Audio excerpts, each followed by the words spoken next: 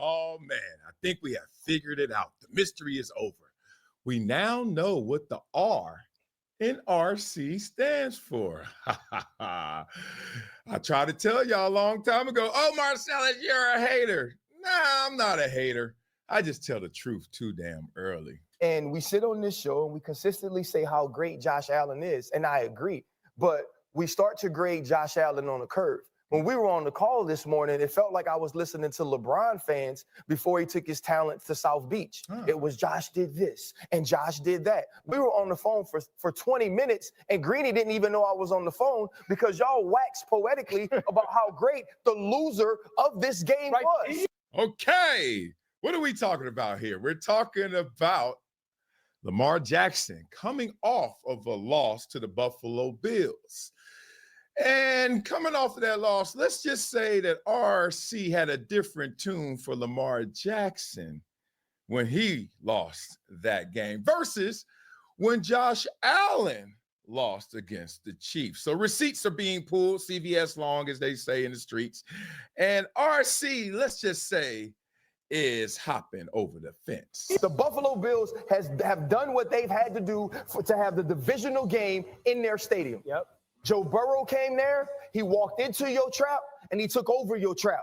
Patrick Mahomes came in there, he walked in your trap, and he took over your trap. Some people are saying now, RC, shut your trap. At some point, Josh Allen is going to have to beat the other great quarterbacks in the AFC.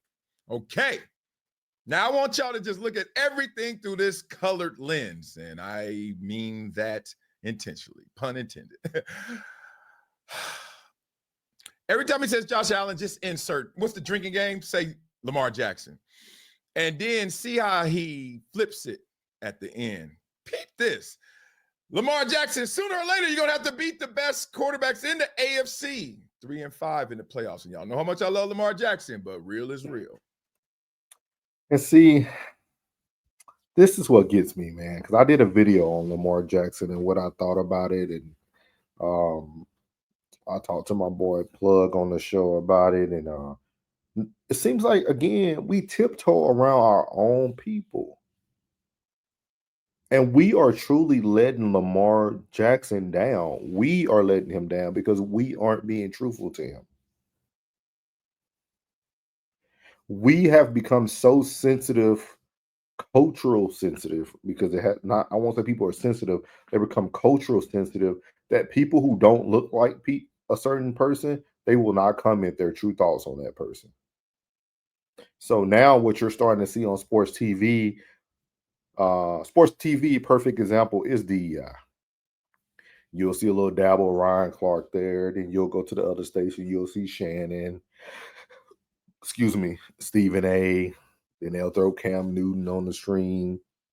But when you get all those people's perspectives, it all sounds the same. It's like you're watching the same person just speak through everyone because we're afraid to hold people accountable. Lamar Jackson has to win when it matters. Period. Point blank. My homeboy Dara, he from B-More. I love B-More. I lived in the DMV for 4 years. I love Baltimore, beautiful city. But it comes a time where you can't continue to put everything around him. You can't keep giving him everything that you think he needs each offseason just to come back and give an excuse for why he didn't win the big game in the end season. And that's what's starting to happen. He had Derrick Henry this year. It didn't make a difference. I said this to people at the beginning of the season. People thought I was crazy. I told them Lamar Jackson ain't going to win it all. It doesn't matter that he has Derrick Henry because a running back does not fix Baltimore's problem. And I won't say Lamar is the problem. I would say Harbaugh is the problem because Harbaugh is the one who either needs to be being more truthful to Lamar and developing him better, or we need to move on from Harbaugh and see if we can get another form of coach in there, maybe need a different offensive scheme and do something different. So I highly encourage people to look at it from that standpoint as well.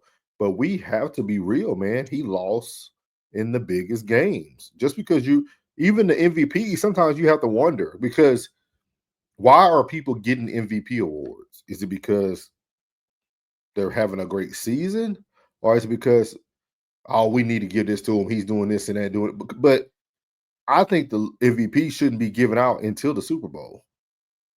I think at the Super Bowl should be when you give the regular season MVP, meaning that you'll be able to look down the road. It could be people who improve, like Jaden Daniels deserves it, stuff like that.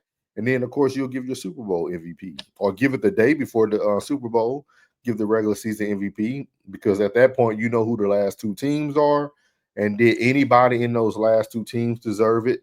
And then you can give it to the other persons from the other teams if they did. But that's just my opinion. A lot of people don't like that Marcellus Wiley is saying that RC is race baiting, but he is, because he has a different tone for different people. And it's okay. It's okay to be called out for race bait. It's okay. You know what I mean? It's TV. The white commentators do it too. You know what I mean? They love Josh Allen. They love Tom Brady. Like, we know it's there. I don't understand why we're afraid to talk about the obvious. At some point, y'all gotta say he's coming up short when we're gonna sit on here and just continue to just say Josh Allen is this, Lamar Jackson is this, Josh Allen is that, Lamar Jackson is that. Josh Allen is one of the greatest. At some point, you have to be great enough that when those things go wrong, you find a way to win. Ooh-wee. That hurts right there, because everybody gonna say, man, he threw the pass to Mark Andrews, he dropped it. It was a 2-point conversion, would have tied the game. Not won the game, but tied the game. They could have went to overtime. They had 90 seconds left. They could have went back and forth. Oh no. And here's the thing my coach always tells me. He told me the perfect pass is the one they can't drop. Tell your itty bitties this, because kids always, I threw a perfect pass, he just dropped it. Now the perfect pass is the one he can't drop. And he had the football in his hand with a chance to win. But even though Andrews dropped that pass, as I mentioned before, sports is all about momentum. And at that time, Lamar Jackson and Likely had the momentum. Don't throw that last play to Andrews. Throw it to Likely. Like that, again, that's why I said Harbaugh has to play a role in this, because we noticed that when they didn't have Andrews during the regular season and they played against Buffalo, when Likely caught the pass, but his feet is like the toe of his foot was out of bounds. Think about that. He would have had an opportunity to redeem himself, which he probably would have. It was almost like Harbaugh wanted to give Andrews a second shot to like redeem himself from the fumble. But if you look over to the bench and you would have seen him after he fumbled, he was distraught. Like, he was not a person that I would want to put back in the game at that point. It's like, as coaches, we have to do better as well. When you're a coach, you have to see the full picture. Sometimes you got to make decisions when other people don't understand why you're making that decision. But at that time, Likely should have got the pass, because Likely was the hot hand. And as great as he'd been the whole day, when we said, no, we're not going to be able to turn around and hand it to 4, he didn't make the plays. I feel like at some point, we have to start asking Josh Allen when, in those moments, against those people, and when he does, we get to say all the things we want to. That ain't happened yet. But the downside RC is yet. 2 years ago, he did outside of 13 seconds. And you guys are going to see why Marcellus was saying that Ryan Clark told question, right? Let's say that game, because Kansas City ain't stopped Josh and them either. Gabe Davis, 200 plus yards. Right. So we're going to come in here the next day and be like, poor Patrick, you scored 33 points. You had all of these yards. Your defense, no, you wouldn't have. No. You wouldn't have said that. But for Josh, we do. But we wouldn't have said we would not have taken anything away from the greatness of his performance. And that's what I'm concerned about. Obviously, Allen's team didn't win the game. Obviously, he didn't win the game. Great performance, Josh. But there was... He said the same thing about Elway, about Peyton Manning. Eventually... And then look what he did on the show. Like, even on the show, this was an older show, like a pre-recorded show that happened earlier in the season. But you see how when Ryan Clark wasn't hearing what he wanted to hear, good job. Good job. Like,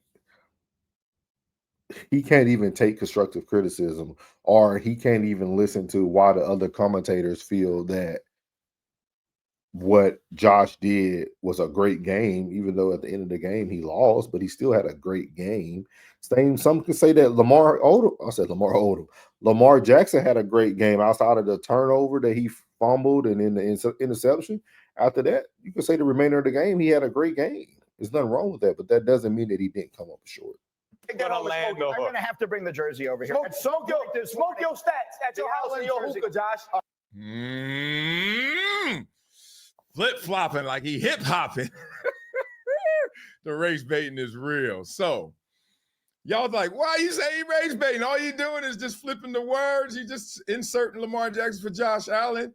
It ain't like that's race baiting. Well, we got receipts. All right. So, here's my man, RC, after Lamar Jackson loses the game. You fought 8, gave your team the chance, had adversity in the first half and kept pushing. Did everything you had to in the second half to earn extra minutes. That's the way it goes when it's good on good. This ain't on you. You showed up in the most important moments. So why didn't he say that for Josh Allen? Was he upset because the other people like Greeny and them were already giving Josh Allen his roses prior to? Like, why did he feel one way about Josh Allen and another way about Lamar? And we all know early in the season, Ryan Clark was very hard on certain people that look like him anyway. Now it seems like he's trying to be more soft.